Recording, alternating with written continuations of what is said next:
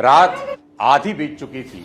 आकाश में घने बादल थे, बिजली कड़क रही थी और पृथ्वी की जैसे रूह कांप रही थी। पर वो डर नहीं, एक नई चेतना के आने के संकेत थे। कंस के कारागार में बंद थे वासुदेव और देवकी, डर, चिंता और जंजीरों से जकड़े हुए। कंस अपनी बहन देवकी की कोख से जन्मे 6 बच्चों की निर्ममता से हत्या कर चुका था। 7वें बच्चे बलराम को योग माया ने देवकी के गर्भ से निकालकर रोहिणी के गर्भ में स्थानांतरित कर दिया। और फिर आई वो रात्रि, आषाढ़ मास, कृष्ण पक्ष, अष्टमी तिथि। समय ने जैसे सांस रोक ली हो। देवकी के चेहरे पर पीड़ा, पर आंखों में आस्था थी। वासुदेव की सांसें तेज थी, पर मन स्थिर था। और उसी क्षण एक दिव्य प्रकाश फूटा। देवकी की गोद में एक अलौकिक शिशु प्रकट हुआ और श्री कृष्ण चतुर्भुज रूप में प्रकट हुए। भगवान के 4 हाथ थे, जिनमें शंख, चक्र, गदा और कमल थे।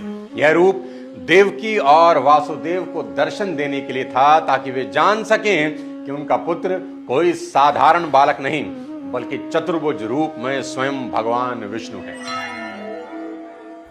वासुदेव देवकी हाथ जोड़कर भगवान के आगे नतमस्तक हो गए। उन्होंने कहा, प्रभु, आप हमारे बालक नहीं, आप चराचर जगत के स्वामी हैं। उसी क्षण प्रभु मुस्कुराए और बालक बन गए 2 हाथों वाला एक साधारण सा नवजात शिशु। फिर क्या हुआ? पहरेदार सो गए, कारागार के सारे ताले खुल गए और वासुदेव चल पड़े उस नवजात बालक को लेकर नंद बाबा के घर गोकुल। बारिश तेज थी, पर शेषनाग ने अपना फन फैलाकर छत्र बना दिया। यमुना माता ने कृष्ण के चरणों को छूकर रास्ता बनाया और दूसरी ओर गोकुल में यशोदा माता को भी एक संतान हुई, और वो संतान कोई और नहीं, योग माया थी। वासुदेव उस नवजात कृष्ण को मां यशोदा के पास रखकर योग माया को लेकर मथुरा कारागार में जैसे ही वापस लौटे, तभी उस बच्चे ने रोना शुरू कर दिया। उसके रोने की आवाज सुनकर पहरेदारों की मूर्छा टूट गई।